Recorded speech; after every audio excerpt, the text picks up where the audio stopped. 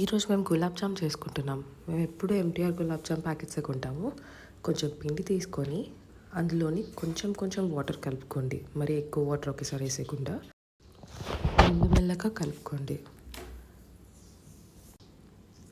తర్వాత ఆ పిండిని మంచిగా ఉండల్లాగా చుట్టేసుకొని లైక్ మీకు పెద్ద గులాబ్ జామ్ కావాలంటే పెద్ద ఉండలు చుట్టండి, చిన్నవి కావాలంటే చిన్నవి చుట్టండి.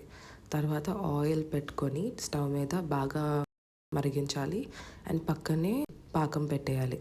ఎలా పెట్టాలంటే కొంచెం వాటర్ తీసుకొని అందులో ఈదర్ షుగర్ వేయాలి లేదా బెల్లం వేసి బాగా మరిగించేస్తే అది పాకం అయిపోతుంది.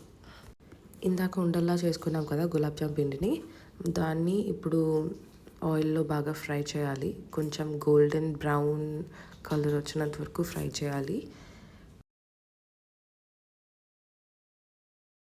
అవి ఇలా కనిపిస్తాయి అన్నమాట. అన్నీ వేపేసాక వాటిని పాకంలో నానబెట్టేయాలి. కొంచెంసేపు ఉంటే గులాబ్ జామ్ ఇస్ రెడీ.